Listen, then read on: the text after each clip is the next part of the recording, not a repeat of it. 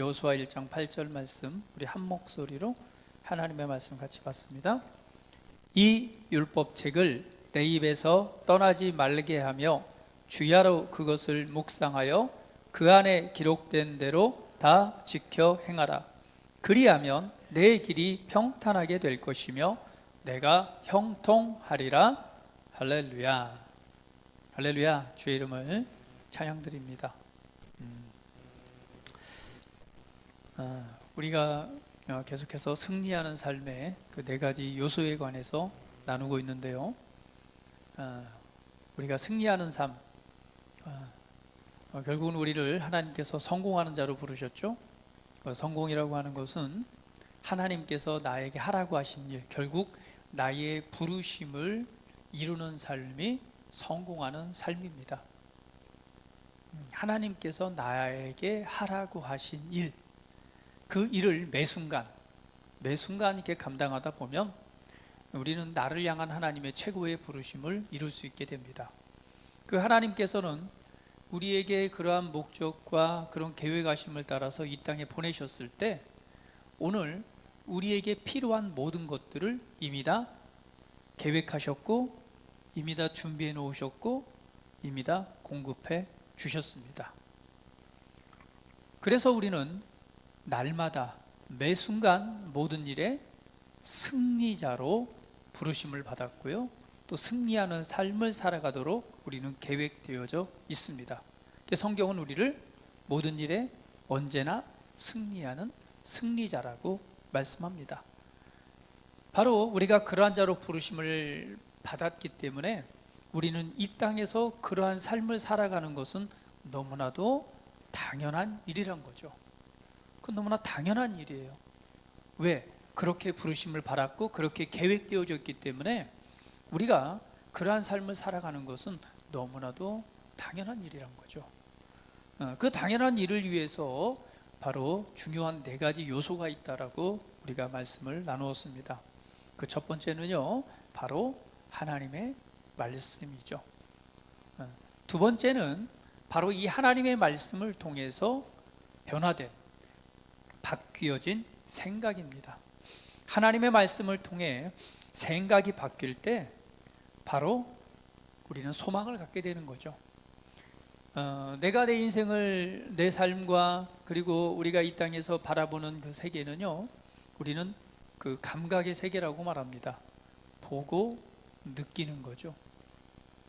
보고 느낍니다. 그리고 분석합니다. 그리고 그 분석한 대로 우리는 생각하고 또 그렇게 삶을 살아가는 거죠. 그래서 우리의 환경과 삶들을 분석해 봤을 때 거기에서 무엇을 느껴요? 때로는 좌절감을 느끼고요. 때로는 소망 없음을 느끼게 되고요. 때로는 그런 것들을 분석해 봤을 때 또 우울감이나 절망감을 느끼게 됩니다. 왜냐하면 우리의 주변에 우리 삶에 연결되어진 모든 상황들을 분석해 보면 그렇게 우리 인생에 있어서 기쁘고 만족할 만한 요소들이 많지는 않아요. 뭐 잠시는 만족할 수 있겠지만 그것이 우리에게 영원한 만족을 주지는 못합니다. 그리고 상대적이죠. 뭐 예를 들면은 가난한 사람은요, 내가 조금만 더 부유해졌으면 좋겠다, 조금만 더 부유해지면 행복하겠다라고 생각합니다. 그러나 조금 더 부유해진 사람은요, 그렇다고 그 사람처럼 행복을 느끼는 건 아닙니다. 지금도 부족해요, 여전히. 나는 조금 더 나은 환경이면 내가 좀 나을 것 같아. 그러나 아주 비참한 사람이 있고, 그래도 뭐 객관적으로 봤을 때 아주 비참한 사람이 있고, 그래도 이 비참한 사람의 삶에 비해서 나는 조금 나은 것 같아. 비참한 사람이 이 사람을 볼 때 나는 저 정도만 돼도 행복할 거야 라고 말합니다. 그러나 거기에 있는 사람은 또 말하죠. 이보다 더 나은 사람을 보면 나는 그 정도면 되면 행복할 것 같아. 결국은 우리가 우리 삶에서 보여지고 우리가 감각적으로 느끼고 분석해 봤을 때 그러한 모든 환경들이 우리에게 그 행복과 만족을 주지는 못한다는 것입니다. 그러면 우리는 이 땅에 살아가면서 무엇에 주목하는가? 결국은 눈에 보이고 느끼는 것에 우리는 주목하게 돼 있어요. 왜? 그렇게 평생 살아왔기 때문에. 그래서 보고 느끼는 대로 분석하고 생각하고 그것을 봤을 때 우리는 실망하게 되고 때로는 소망 없음을 발견하게 됩니다. 그럴 때 우리 마음에 행복보다는 절망감이 들어오죠. 그러나 성경에서는 주님은 우리에게 이렇게 말합니다. 야, 그 세상 것에, 그런 것에 주목하지 마. 너는 나를 바라봐. 나에게 주목해. 나를 바라봐. 라고 말씀합니다. 우리는 시선을 들어서 주님께 주목해야 돼요. 그리고 그분께서 약속하신 말씀에 주목하는 것입니다. 왜? 우리 인생의 모든 해답이, 그리고 우리가 살아가야 될 인생의 방향성과 우리가 살아가야 될 삶의 최고의 그 모습들을 하나님께서 이미 성경을 통해서 우리에게 메시지로 말씀해 주셨기 때문에 그래요. 그래서 주님은 말씀합니다. 다른 것에 주목하지 말고 나를 바라봐. 나를 바라봐. 오늘 우리는 바로 그 하나님의 세계, 하나님께 주목하고 하나님의 말씀을 주목할 때 우리 비로소 무엇을 갖게 돼요? 진짜 소망을 갖게 되는 것입니다. 그리고 그에 따른 나의 부르심을 발견하게 되고요. 내가 어떻게 행해야 될지, 어떤 선택을 해야 될지, 어떤 마음을 가져야 될지를 알게 되는 것입니다. 그리고 하나님과 관계 안에서 오늘 그 자리에 머물러 있을 때, 그게 바로 말씀의 자리죠. 말씀의 자리에 머물러 있을 때 우리는 진짜 행복을 누릴 수 있는 거예요. 진짜 만족을 누릴 수 있는 것입니다. 무엇을 주목하고 있습니까? 무엇을 바라보고 있습니까? 우리는 육신적인 세계 속에 살고 있지만 우리는 보이는 대로 보이는 것을 통해 사는 그러한 사람들이 아닙니다. 우리는 또 다른 세계, 바로 예수 그리스도를 통해서 우리가 새롭게 창조되어질 때 우리는 새로운 탄생, 거듭남이 일어났죠.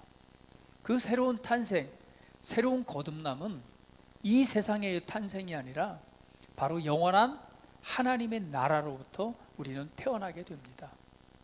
그것이 바로 우리가 속한 진짜 내, 그러니까 내 몸 안에 살고 있는 내가 진짜 나죠.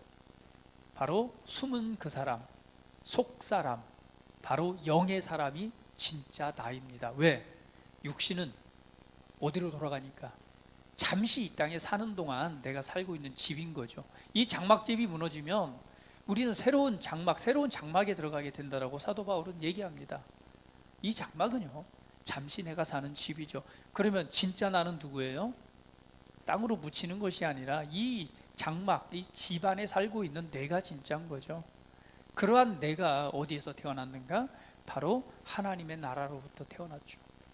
그리고 내가 속한 나라가 바로 하나님의 나라요, 하늘에 있는 예루살렘이요, 바로 오늘 히브리에서 말하고 있는 시온 산이라고 말하는 거죠. 시온이라고 말합니다.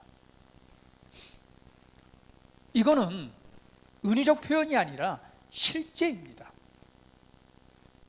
여러분 기억하세요. 실제입니다. 눈으로 보이는 것이 다가 아니라는 거죠. 우리는 육신을 입고 있기 때문에 우리는 눈으로 보고 이해하고 아는 세계를 우리 3차원의 세계라고 말합니다. 그러나 그게 전부가 아닌 거죠. 보이지 않는 또 다른 세계가 있어요. 그걸 4차원의 세계라고 말하고 더 나아가서는 5차원의 세계를 얘기를 합니다. 그러니까 눈에 보이는 것이 전부가 아니라는 거죠. 그래서 이거는 어떤 은유적 비유적 그런 표현이 아니라 실제인 것입니다.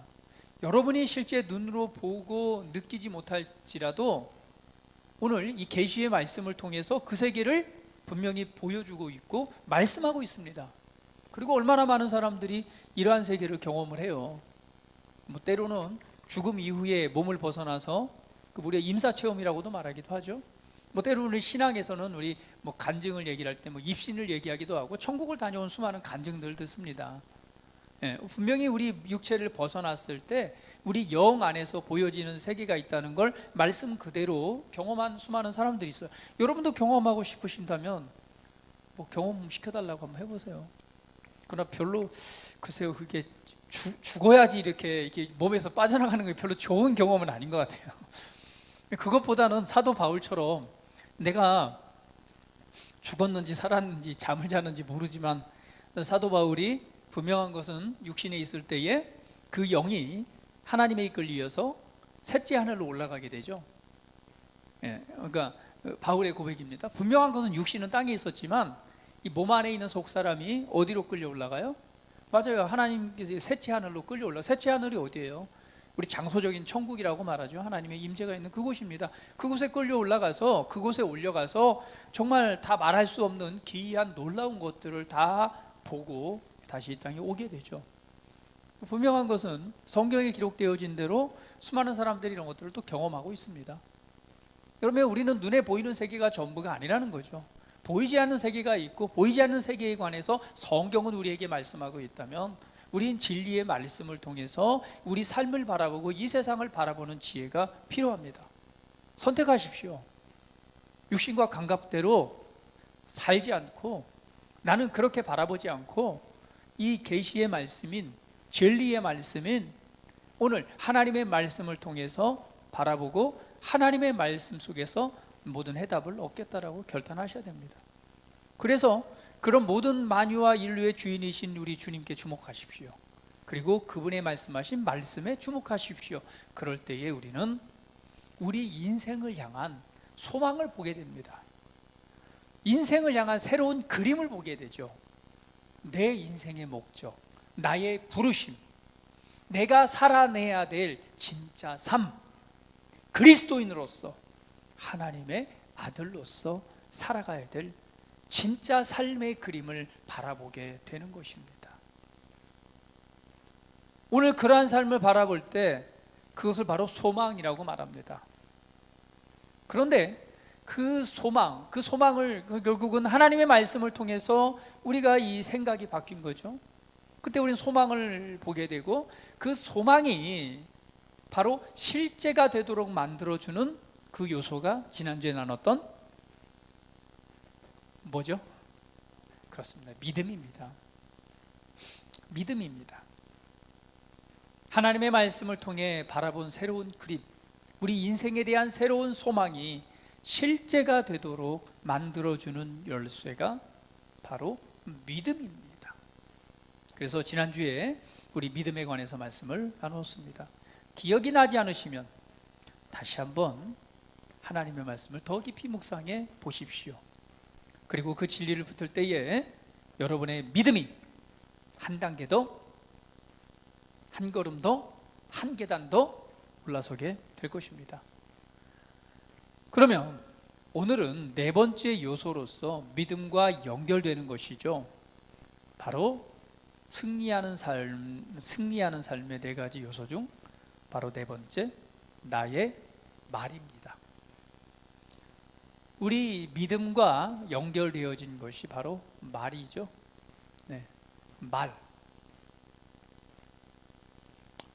오늘 여호수아 1장 8절에 본문 말씀에 이렇게 여호수아에게 하나님께서 말씀하시는 그 장면이 나옵니다. 그런데 오늘 8절 말씀에 이렇게 말씀하고 있습니다. 이 율법책을 너의 입에서 떠나지 말게 하며, 여기 주목해 보십시오. 이 율법책을 너의 입에서 떠나지 말게 하며, 어디에서 떠나지 말게 하라고요? 입에서. 그 다음에 주야로, 밤낮으로 그것을 뭐하면? 묵상하여.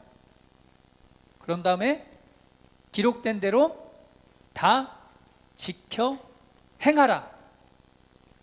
자, 이 명령입니다. 주님께서 이제 이 여호수아에 대해서 이제 말씀을 해주는 거죠. 첫 번째, 너는 그 율법책을 어디에서? 너의 입에서 떠나지 말게 하라. 그리고 주야로 그것을 묵상하고, 그 다음에 기록된 대로 행하라. 지켜 행하라. 그리하면, 이게 이제 그 후에 너희가 그렇게 하면 그 후에 어떤 결과가 있느냐? 한번 읽어볼까요? 너의 길이 평탄하게 될 것이며 내가 형통하리라. 이걸 좀 원어적으로 이렇게 저기라면요. 그 킹제임스 성경이 이렇게 번역합니다. 너의 길을 번성하게 만들 것이고 내가 좋은 성공을 이루리라. 그러니까 우리 삶에 좋은 열매, 좋은 결과들이 나타나는 원리를 말씀해 주고 있는 거죠. 하나님의 말씀을 어디에? 첫 번째, 입에 두라. 그것을 주야로 묵상하라. 여기에서 묵상이라고 하는 단어도 히브리어로 하가라는 단어잖아요. 그 하가라는 단어의 의미가 무엇입니까? 읊조리다, 중얼거리다, 으르렁거리다 라는 여러 가지 의미가 포함되어져 있습니다. 그래서 이 묵상이라고 하는 것은 어떤 의미로 이렇게 볼 수 있냐면, 첫 번째는 깊이 있게 그 말씀에 대해서 생각해 보는 거죠. 깊이 있게 그 말씀의 의미가 무엇인지 생각해 보는 것입니다. 두 번째는요, 바로 그 말씀을 중얼거리다, 낮은 목소리로 그 말씀을 고백하며 읊조리는 것입니다. 이 묵상의 의미죠. 그리고 낮은 목소리로 그 말씀을 읊조리고 그 말씀을 고백해내는 거죠. 자, 그리하다 보면 무엇이 와요? 그 말씀의 진리에 대한 의미를 깨닫게 되고 또 그것에 대한 정확한 믿음이 오게 되죠. 그랬을 때 바로 그 말씀을 큰 목소리로 외치다. 그래서 이 세 가지 의미가 바로 묵상의 의미입니다. 여호수아가 가나안 땅에 들어가서 여리고성을 점령할 때 이 방법을 그대로 보여주죠. 하나님께서 여리고성을 무너뜨리는 새로운 방법을 제시합니다. 그러니까 한마디로 전쟁을 통해서 얻어지는 것이 아니라 너의 말로써 무너질 것이다 라고 말하는 거죠. 그때에 하나님께서 이 약속을 하셨을 때 과연 내가 이스라엘 백성이라면 그 말을 정말 전적으로 이해하고 믿을 수 있었을까?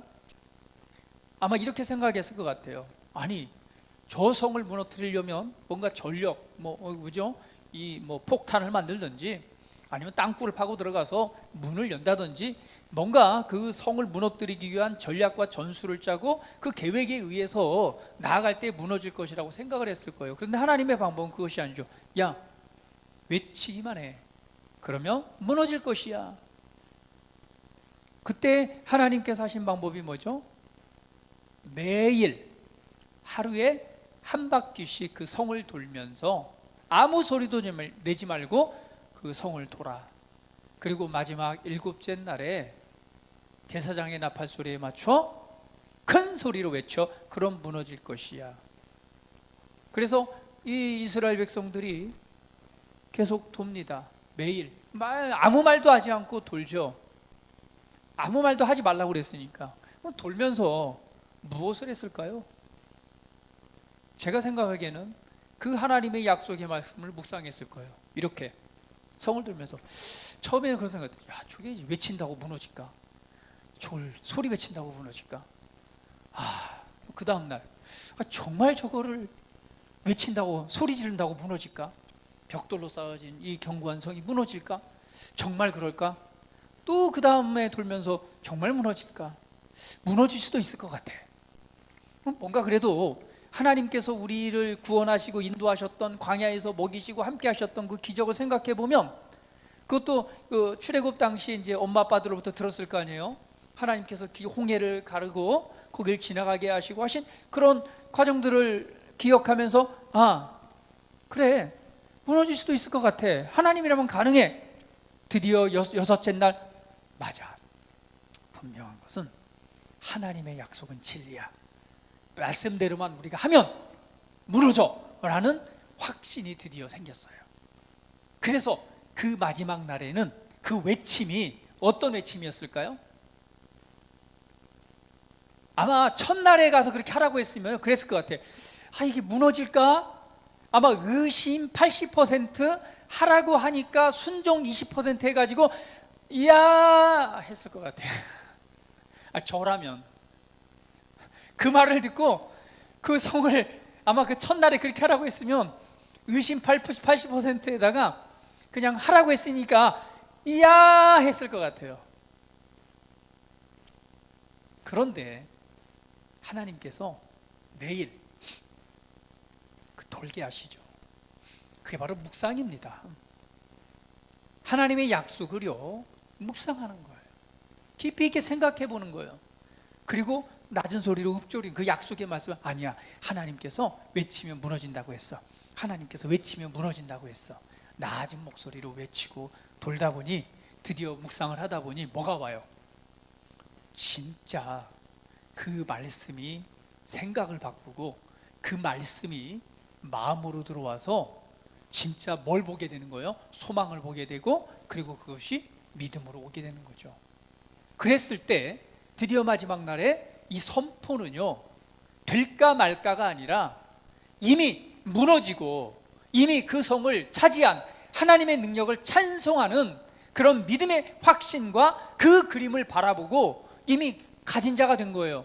그렇기 때문에 그 외침은요, 보통 외침이 아니라 이미 소유한 자의 승리의 외침이었습니다. 승리의 외침이었어요. 할렐루야. 그런대로 그 결과는 그렇게 되어진 것이죠. 이것이 바로 묵상입니다. 그래서 하나님께서는 말씀하시는 거예요. 너 그 말씀을 내 입술에서, 내 입에서 떠나지 말게 하라. 그리고 주야로 묵상하라. 주야로 묵상. 왜 묵상하라고 했을까? 그렇습니다. 이것이 바로 우리의 묵상이 우리의 생각을 바꾸고, 그것이 우리에게 마음으로 믿는 믿음의 자리를 차지하게 되고, 그 믿음은 바로 외침, 선포를 통해서 역사하게 되는 거죠. 그래서 그 후에 그렇게 하게 되면 어떤 일이 날 것이다? 너희가 번성하고 잘되고 형통하고 좋은 결과들이 일어날 것이다 라고 말해요. 그러니까 우리가 우리 삶을 만들어가는 중요한 열쇠를 우리에게 보여주신 거예요. 여호수아에게는 이 율법책을 묵상하라고 그랬습니다. 그러나 오늘 우리가 묵상해야 될 건 무엇인가요? 율법책인가요? 여호수아에게는 율법책이 필요했어요.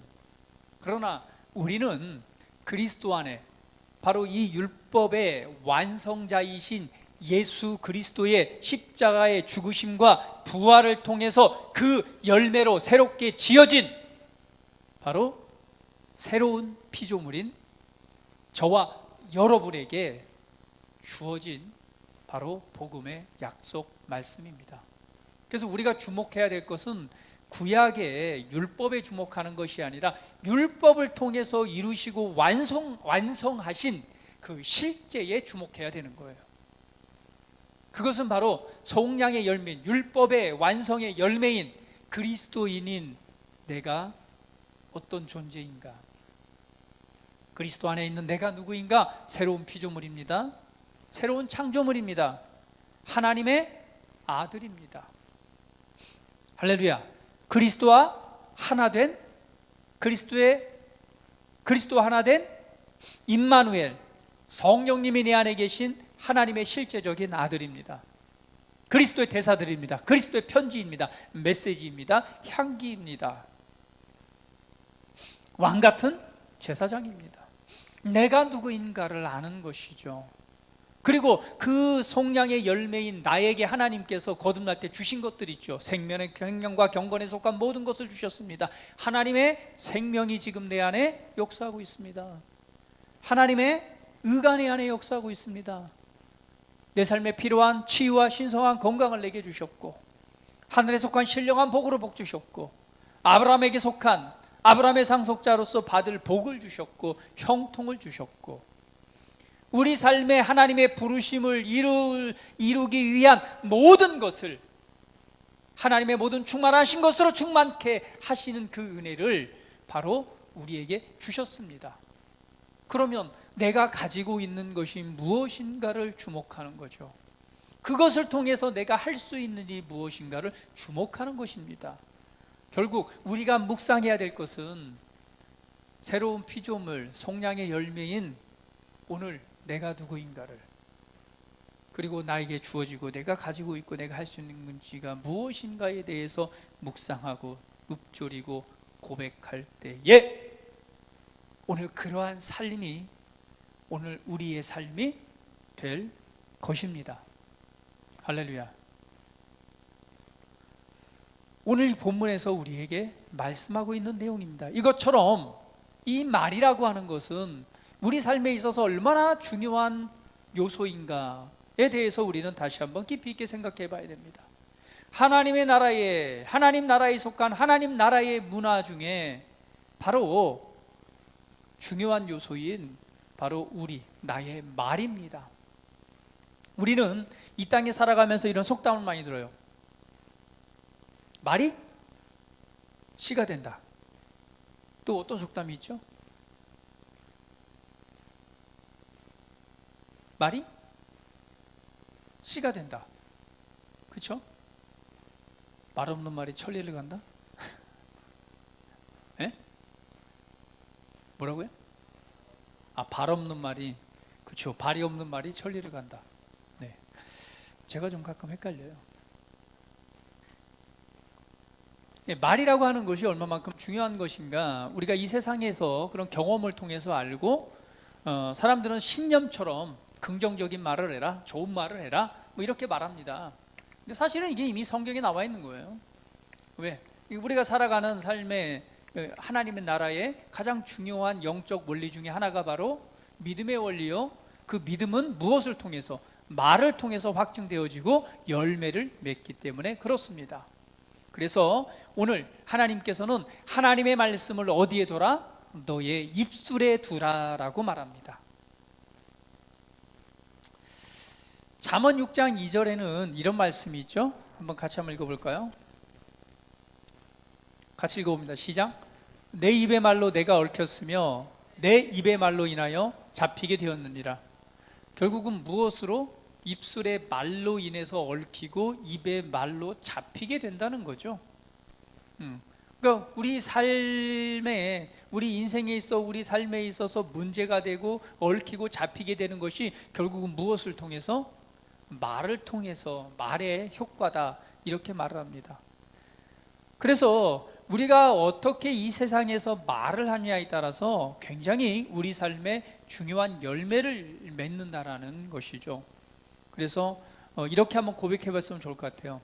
나의 말과 고백은 나의 삶을 지배합니다. 다시 한번, 나의 말과 고백은 나의 삶을 지배합니다. 나의 말이, 결국 나의 고백이 나의 삶을 지배하고 다스린다는 것입니다. 그렇기 때문에 우리는 우리 자신의 말들을 계속해서 점검해 봐야 돼요. 오늘 본문 성경에서도 무엇을 너의 입술에 두라고 그랬어요? 하나님의 말씀을 두라는 것은 하나님의 말씀을 말하는 자가 되라는 얘기예요. 결국은 우리가 하나님의 말씀의 원리들을 말해내지 않으면 무엇을 말한다는 거예요? 그 반대를 말하는 삶을 살아간다는 거죠. 자, 잠언 18장 21절 말씀에서도 말의 능력에 관해서 이렇게 설명합니다. 같이 한번 읽어볼게요. 시작. 죽고 사는 것이 혀의 힘에 달렸나니 혀를 쓰기 좋아하는 자는 혀의 열매를 먹으리라. 성경에서 말합니다. 죽고 사는 것이 뭐에 달려있다? 결국 말에 달려있다는 거죠. 죽고 사는 것이 말에 달려있고 결국은 그 말의 열매를 먹게 된다라고 말씀하고 있습니다. 근데 말은 어떻게 나오나요?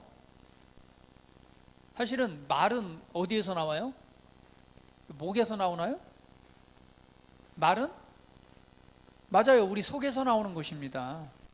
우리 마음에서 나오는 거죠. 우리 생각에서 우리 마음에서 나오는 거예요. 그래서 예수님께서도 우리가 먹고 싸는 것이 더러운 것이 아니라 사실은 우리 안에 있는, 마음속에 있는 것이, 나오는 것이 우리를 더럽게 한다고 그랬잖아요. 우리 마음속에 무엇이 담겨져 있느냐에 따라서 우리는 그 생각과 그 마음을 말하는 것이고, 그 말은 결국은 어떤 결과를 만들어낸다는 거예요. 그래서 우리가 승리하는 삶에 있어서 가장 중요한, 우리가 두 번째를 나눴었잖아요. 하나님의 말씀과 바로 하나님의 말씀으로 변화된 생각이라는 거예요. 하나님의 말씀을 통해서 우리의 생각이 바뀌고 우리의 마음이 무엇으로 채워져 있어야 돼요? 하나님의 말씀을 통해서 하나님의 말씀이 채워져 있을 때 우리 속에 있는 것을 결국 풀어내게 되는 거죠. 그것이 바로 믿음이요, 우리가 믿음으로 하는 믿음의 고백이고 말이 되는 것입니다. 그래서 우리 안에 무엇이 담겨져 있느냐? 우리가 그것을 말하게 돼 있어요. 그러면 우리 안에 무엇을 담을 것인가? 맞습니다. 우리가 서두에 나눴듯이 육신적인 감각으로 내가 눈으로 보이고 판단하는 부정적인 것들을 계속 바라보고 그 요소를 담는다면 결국은 우리는 무엇을 풀어내요? 그렇죠. 우리 마음속에 있는 부정적인 이 요소를 우리 말해낼 수밖에 없는 거죠. 한번 옆 사람 바라보세요. 어때요? 사랑스러워 보이고 좋아 보입니까? 어때요? 장점만 보입니까? 아니면 단점도 보입니까? 얼굴들 보니까 다 좋은 점만 보이는 것 같아요. 역시 하나님의 사람들이라 역시 뭐 생각이 변화되어서 하나님의 말씀을 통해 바라보니까 그런 것 같아요. 자, 그렇습니다. 무엇을 바라보느냐? 네, 그렇어요. 맞아요. 바라보고 분석해 볼 때 진짜 하나님의 눈으로 보지 않으면은요, 무엇이 더 많이 느껴져요? 장점보다는 단점이 훨씬 많죠. 그 단점들을 보고 바라보다 보면 어떤 마음이 들까요? 그 사람에 대해서 맞아요. 부정적인 생각이 들고 부정적인 마음 안에서 부정적인 말을 할 수밖에 없는 거죠. 우리 새로운 그림으로 바라봐야 됩니다. 하나님께서 바라보시는 눈으로, 하나님의 마음으로, 그 안에 역사하시는 성령의 역사하심을 통해서 그 안에 계신 하나님의 살아계심을 두고 우리는 바라봐야 됩니다. 그렇다고 해서 인생을 아무 노력도 없이 살아가란 얘기는 아니에요. 나는 내 안에 하나님이 있다. 하나님의 눈으로 나를 바라봐. 그리고 나는 대충 살아가면 될까요? 안 될까요? 안 되죠.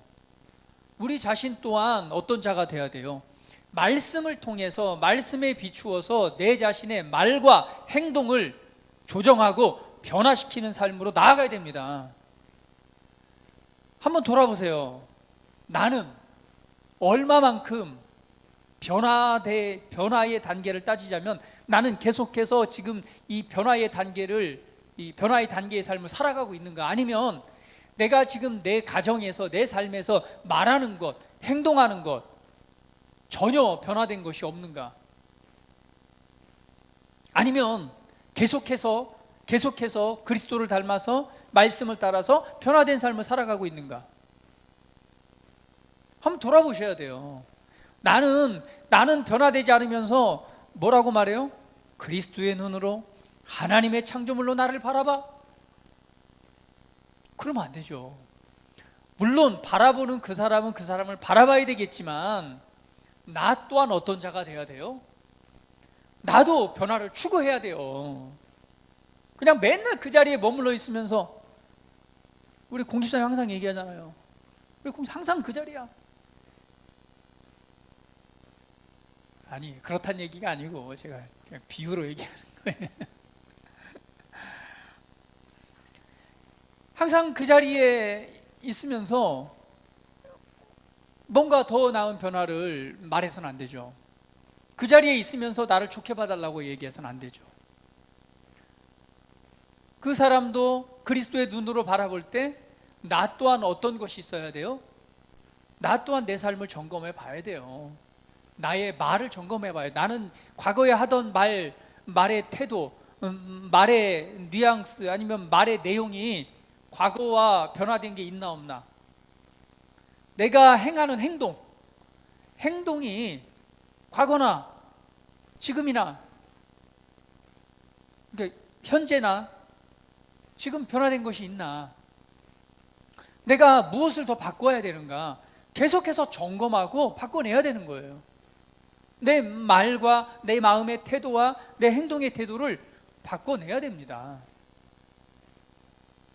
그것이 어떤 결과를 만들어내요? 우리 진짜 삶의 변화를 만들어내는 것입니다.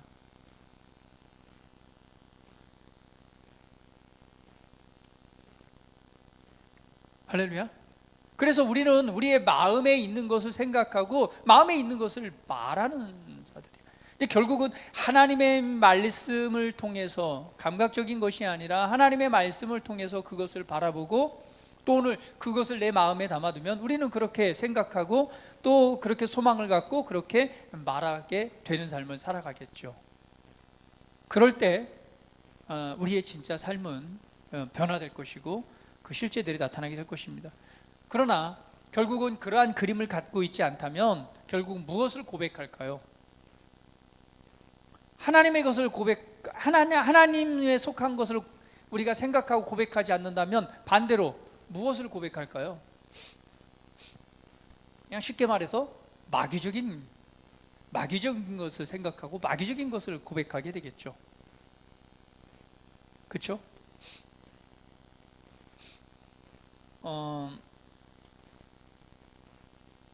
뭐 예를 들면은 뭐 이런 것이 있겠죠.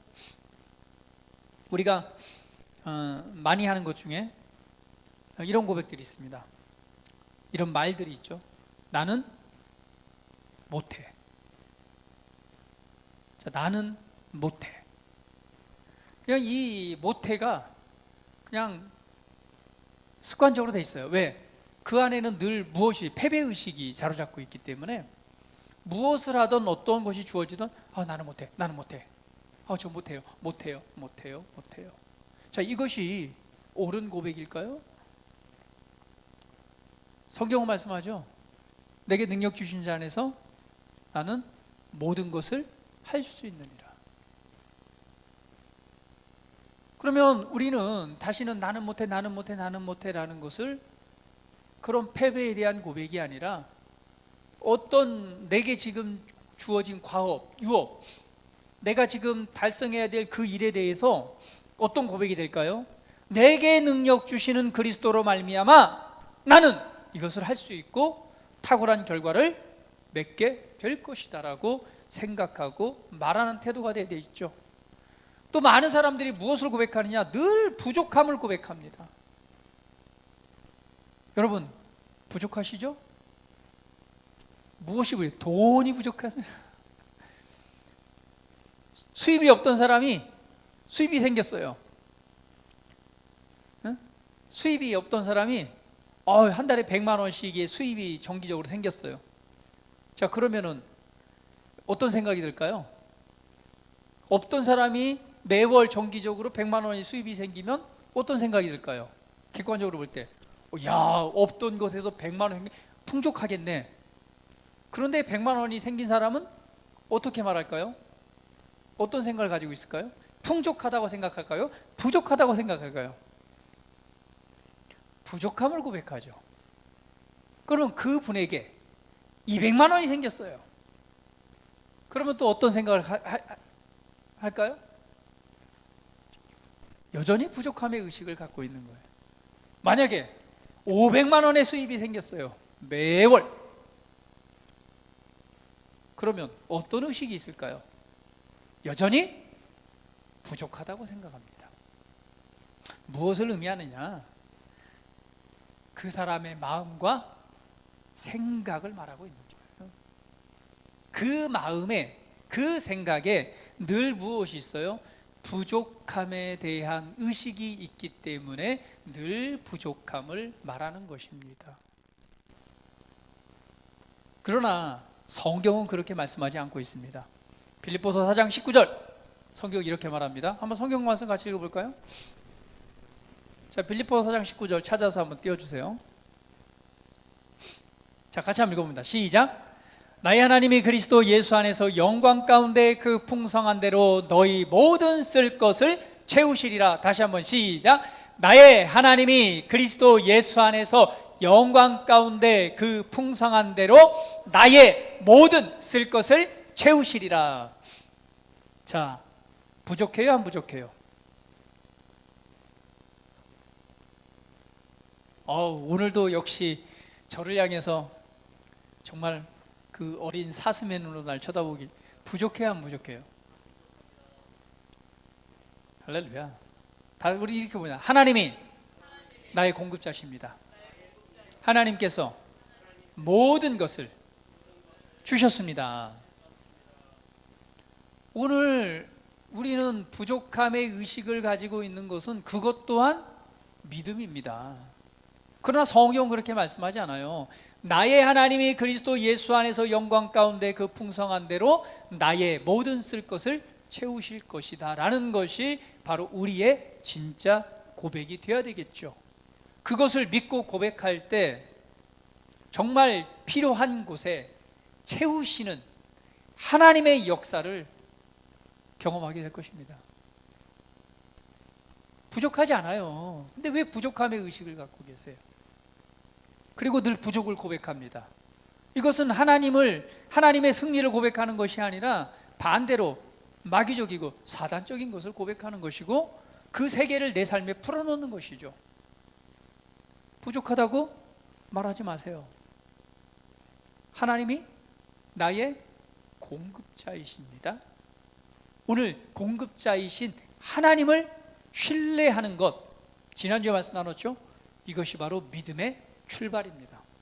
여러분들이 승리하는 삶, 성공하는 삶, 여러분 삶에 이 부유함이 더 넘치길 원하신다면 반드시 이 재정 분야에 대해서 하나님을 신뢰하는 법을 배우기로 결단하십시오. 반드시 배워야 됩니다. 그것이 믿음의 출발이고 여러분의 삶이 더 나은 삶으로 개선될 수 있는 출발점이에요. 이걸 말씀드린 건 여러분의 삶의 유익을 위해서 말씀드리는 거예요. 부족함의 의식을 갖지 마세요. 그것은 그 의식을 갖고 그 고백하는 것 또한 하나님께서 주신 우리가 바라봐야 될 그 고백이 아닙니다. 어떤 사람들은요 맨날 두려움을 고백합니다. 두려움을 고백해요. 항상 두려워하는 마음이 있어요. 무엇을 하든 두려움이 먼저 앞에 다가섭니다. 실패에 대한 두려움, 이걸로 인해서 발생될 문제에 대한 두려움. 그러나 성경은 우리에게 이렇게 말합니다. 디모데전서 1장 7절 같이 읽어볼게요. 자, 시작. 하나님이 우리에게 주신 것은 두려워하는 마음이 아니요 오직 능력과 사랑과 절제하는 마음이다. 우리에겐 두려움의 마음이 아니라 오히려 오직 능력과 파워, 힘이죠. 사랑과 절제하는 마음이라고 말씀하고 있다면 이제 우리가 두려움을 고백해야 될까요? 아니면 우리 안에 역사하고 있는 하나님의 능력과 그 힘을 고백해야 될까요? 우리의 말입니다. 지금 우리 말을 점검하는 거예요. 두려움을 혹시 고백하는 사람이 있다면 이 시간 결단하십시오. 절대 다시는 두려움을 고백하지 않겠다. 이런 고백이 돼야 돼요. 왜? 우리 주님께서 우리에게 주신 것을 고백해야죠. 그러면 내 안에 있는 능력을 고백하고 내 안에 있는 사랑을 고백. 어떤 사람들은요 늘 의심이나 불신앙을 고백해요. 나에게는 믿음이 없어. 아유 나는 그런 거 못해. 믿음이 없어. 믿음이 없어. 믿음이 없어. 성경은 말씀합니다. 로마서 12장 3절 같이 읽어볼까요? 자, 시작. 내게 주신 은혜로 말미암아 너희 각 사람에게 말하노니 마땅히 생각할 그 이상의 생각을 품지 말고 오직 하나님께서 각 사람에게 나누어 주신 믿음의 분량대로 지혜롭게 생각하라. 바로 각 사람에게 나누어 주신 믿음의 분량이란 게 있다고 그랬습니다. 그러니까 오늘 믿음이 없는 것이 아니라 하나님께서 믿음을 주셨어요, 안 주셨어요? 주셨습니다. 우리는 그 믿음 안에서 생각하고 믿음이 있다라고 내게 주신 믿음으로 인해 감사함으로 믿음을 얘기를 하고 믿음으로 바라봐야 되겠죠. 그래서 우리가 믿음이 없다라고 말한다면 결국은 믿음 없는 자가 되는 것입니다. 그러나 말씀을 믿고 내 안에 주신 믿음을 감사하고 믿음이 있음을 확언할 때 우리의 믿음은 더 증가되게 될 것이에요. 그래서 그러한 고백을 하고 있다면 우리는 그 고백을 멈춰야 됩니다. 때로는요 늘 자신의 약함만을 고백하는 사람이 있어요. 늘 저는 약합니다. 저는 부족합니다. 저는 몸이 약해요. 저는 무엇이 약해요? 마음이 약해요. 그러나 성경은 말합니다. 시편 27편 1절 말씀 같이 읽어볼까요? 시편 27편 1절 말씀. 자, 시작. 여호와는 나의 빛이요 나의 구원이시니 내가 누구를 두려워하리요? 여호와는 내 생명의 능력이시니 내가 누구를 무서워하리요? 여호와 하나님은 내 생명의 뭐라고 그랬어요? 능력, 힘이라고 말하는 거예요. 하나님은 내 생명의 힘이십니다. 우리 약하지 않습니다. 약함을 고백하기보다는 도리어 무엇을 고백해야 돼요? 하나님은 내 생명의 힘이십니다. 따라해볼까요? 시작. 하나님은 내 생명의 힘이십니다. 힘이십니다. 우리 생명, 우리가 살아가는 삶에, 우리가 살아있는 이 생명에 힘을 주시는 분이라는 거예요. 어떤 사람들은요 계속해서 사탄의 일들을, 사탄의 영향력을 막 고백하는 거예요. 하나님의 높고 크고 위대하심과 승리자이신 하나님을 고백하기보다는 마귀가 한 일에 대해서 더 많이 말하는 거예요. 마귀가 내 생각을 도적질해서, 마귀가 억눌러서, 이 사단이 회방해가지고 이렇게 됐어. 우리가 고백하는 건 마귀의 영향력이 아니라 누구의 힘을 고백해야 돼요? 이기고 승리케 하시고 승리를 주신 하나님의 일들에 대해서 고백하는 삶이 되어야 됩니다. 할렐루야. 요한일서 4장 4절 같이 읽어봅니다. 시작.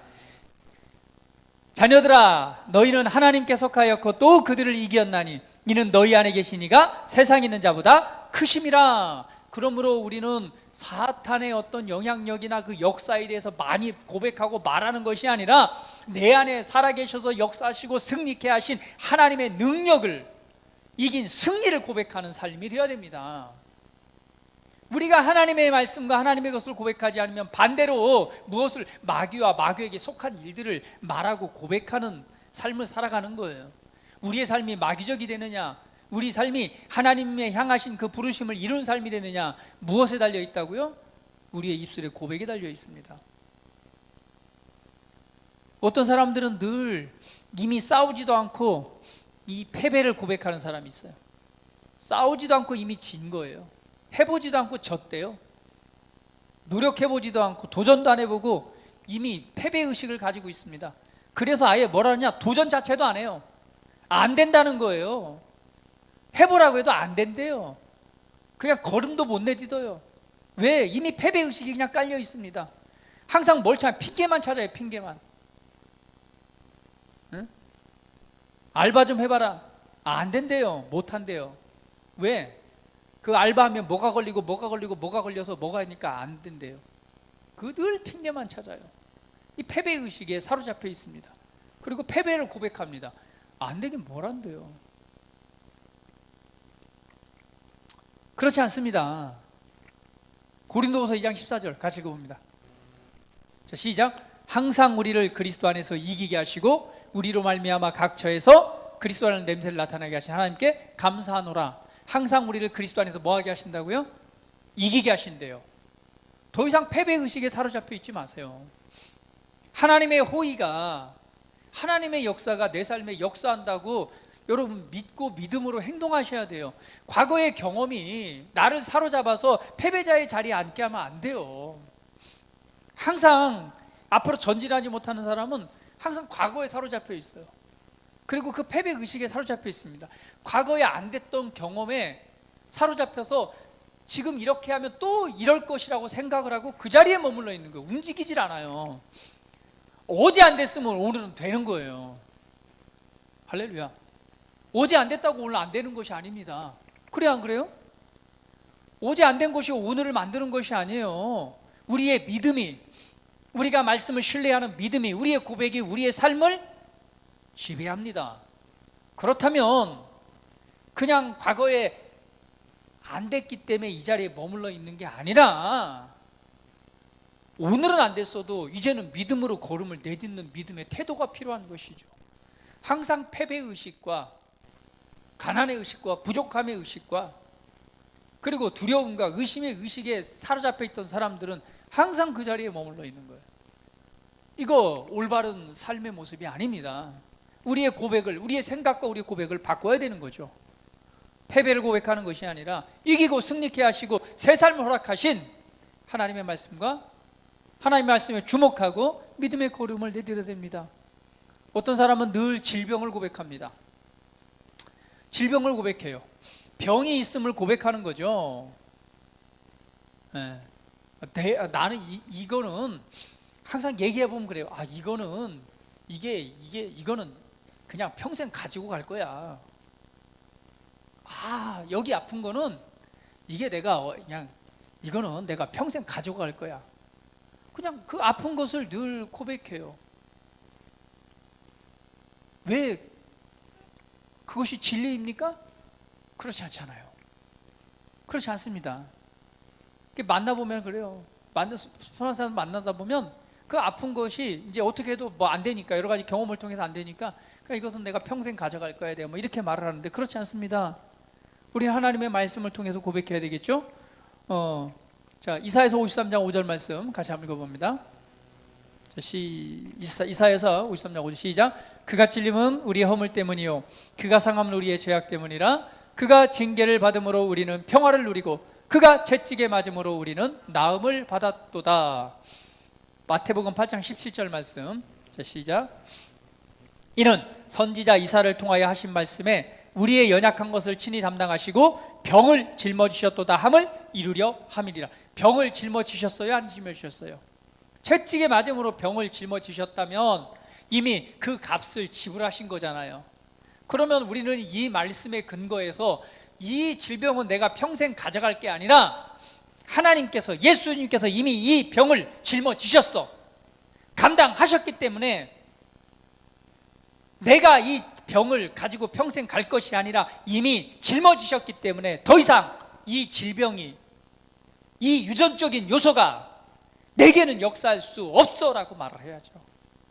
그리고 신성한 건강은 나의 것이야라고 말을 해야죠. 유전적으로 엄마로부터 간에 대한 질병을 타고났어. 유전적으로 맞아요. 그러니까 나는 아픈 거 어쩔 수 없어라고 말한다면 그건 믿음의 고백이 아니죠. 그건 누구나 다 할 수 있는 말이에요. 그거는 패배에 대한 고백입니다. 적극적으로. 더 적극적으로는 사단의 역사에 대한 믿음을 내어주는 고백입니다. 유전적으로 어떤 질병을 내가 물려받았다 하더라도 이제는 뭘 가져와야 돼요? 하나님의 말씀, 약속을 가져와야 돼요. 우리는 그리스도의 새로운 피조물입니다. 예수님께서 채찍에 맞음으로 그 질병을 짊어지셨어요. 감당하셨다면 더 이상 우리 가문에 흐르는 이 질병은 이제는 내게는 역사할 수 없어. 이 연약함과 질병은 이제 끊어졌어. 예수님께서 짊어지셨기 때문에 나에게는 신성한 건강, 신성한 건강이 나의 것이야. 치유와 신성한 건강은 나의 것이야. 한번 외쳐볼까요? 시작. 치유와 신성한 건강은 나의 것입니다. 이것이 우리의 진짜 고백이 되어야 된다는 거예요. 우리 말이 되어야 된다는 거죠. 계속해서 사탄에 속한 실패와 절망과 좌절에 대한 고백을 하는 것은 우리 삶의 사탄의 영역을 더 넓혀주는 것입니다. 더 이상 따라해 봅시다. 절대 다시는 질병을 고백하지 않겠다. 때로는 걱정과 좌절을 고백합니다. 그냥 걱정해요. 늘 염려가 따라다녀요. 좋은 일이 생겨도 염려해요. 여러분 좋은 일 있었나요? 어떤 좋은 일이 있었어요? 좋은 일은 좋은 일답게 믿음으로 기쁨으로 받아야 되는데 좋은 일이 생겨도 뭐예요? 염려해요. 이런 거죠. 내가 좋은 직장에 취직을 했어요. 너무 기쁘잖아요. 그 원하는 직장에 좋은 일을 할 수 생겼을 때 어떤 염려가 들어오냐? 이거 하다가 잘리면 어떡하지? 왜 잘릴 걸 염려해요? 왜 걱정해요? 이게 습관적으로 염려하는 사람들이에요. 습관적으로 염려하고 또 그 생각하고 말 안 하는 사람들이 있어요. 좋은 건 좋다고 얘기해야죠. 좋은 일이 생긴 것은 간증하고 오히려 선포해야죠. 믿음으로 그것이 더 역사하도록 만들어내야죠. 이것이 우리가 믿음의 삶이 되어야 되는 것입니다. 그런데 잘못된 고백을 하는 거죠. 걱정과 좌절들을, 염려들을 고백합니다. 성경 말하죠. 베드로전서 5장 7절. 자, 시작. 너희 염려를 다 주께 맡기라. 이는 그가 너희를 돌보심이라. 그리스도 안에서 나는 염려로부터 자유로운 자이다 라고 선언해야 됩니다. 그 외에 너무도 많죠. 때로는 자기 삶의 어떤 그 저주들을 많이 고백하는 게 있어요. 좋은 것이 아니라 안 좋은 것을 더 많이 말하고 고백하는 거죠. 이제 결단하십시오. 우리의 고백, 우리의 말이 우리의 삶을 지배합니다. 오늘 우리가 승리하는 삶을 살아가는 데 있어 오늘 믿음의 열매를 맺는 가장 중요한 요소가 우리의 말이고 우리의 고백입니다. 무엇을 생각하고 무엇을 여러분의 입술에 담고 있습니까? 하나님 쪽이 아니라면, 말씀에 속한 것이 아니라면, 말씀의 원리에 속한 것이 아니라면 사단에게 속한 것이요. 더 적극적으로는 하나님을 대적하는 말들입니다. 하나님을 대적하는 삶을 살아가지 마세요. 그분의 말씀에 순종하고 믿고 따른 삶을 살아가세요. 그러면 여러분의 삶이 오늘 그 믿음의 고백을 통해서 변화되고 달라질 것입니다. 그 후에는, 그렇게 생각하고 그렇게 말한 후에는 오늘 여호수아 1장 8절 말씀처럼 삶에 어떤 일이 일어나요? 번성하고 번영하고 형통하고 좋은 일들이 만들어질 것이다. 그런 일이 나타날 것이다 라고 말씀하고 있습니다. 할렐루야. 오늘 우리가 승리하는 삶에 살아가는 중요한 요소 중에 바로 나의 말입니다.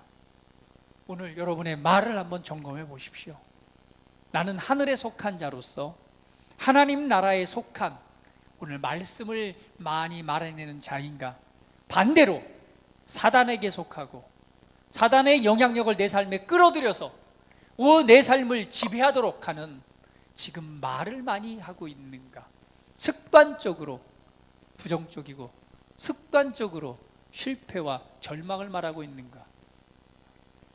오늘 하나님의 말씀을 통해서 다시 한번 점검하시고 여러분의 말과 마음과 생각과 태도를 바르게 하심으로 오늘 하나님께서 주시는 놀라운 승리의 삶이, 날마다 승리하는 오늘 승리의 삶이 여러분 삶을 지배하고 그 영광으로 나타나기를 축복드립니다. 할렐루야.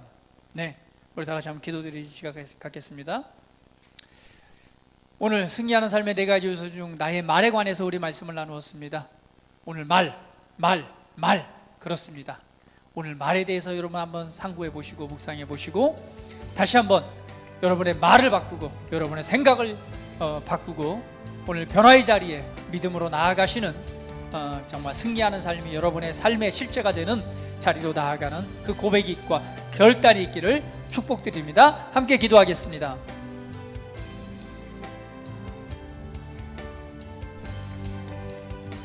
할렐루야. 아버지 감사합니다. 오늘 그리스도 안에서 내가 누구인지, 내가 어떤 존재인지, 내가 어느 나라에 속해 있고 내가 어떻게 삶을 살아가야 되는지 오늘 하나님의 말씀의 중요한 요소들을 통해서 알게 하시고 깨닫게 하시니 감사합니다. 오늘 하나님의 그 모든 일들 중에서 나의 말의 중요성에 대해서 다시 한번 말씀을 살펴봤습니다. 오늘 하나님의 말씀이 내 입에서 떠나지 않게 하는 것, 그것들을 주야로 묵상하고 그것을 또한 기록된 대로 지켜 행하는 일, 오늘 나의 입술의 고백과 나의 말을 이 시간 점검해 봅니다. 오늘 하나님의 말씀을 통해서 내게 말씀해 주신 오늘 나의 생각과 나의 마음과 나의 말을 이 시간 점검해 봅니다. 오늘 나에게 말씀하신 말씀을 이 시간 붙들고 오늘 하나님께 속한 자, 하나님의 나라에 속한 자, 오늘 시온에서 살고 있고 시온에 태어난 자로서 오늘 하늘의 문화를 이 땅에 실현해내는 올바른 삶을 살아가기로 이 시간 선택합니다.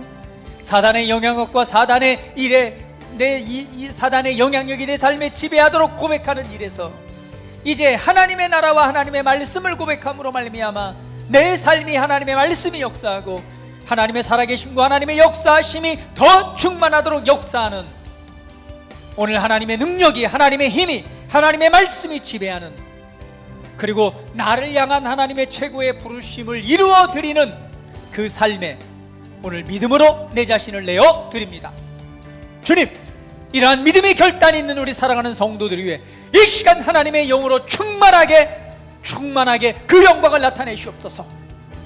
오늘 계시의 영을 더해 주셔서 하나님의 말씀의 진리를 붙들게 하시고 아버지, 이 시간 위로가 필요한 이들에게 위로를, 힘이 필요한 이들에게 힘을, 그리고 아버지의 영으로 이 시간 충만하도록 임하시고 좌정하시옵소서.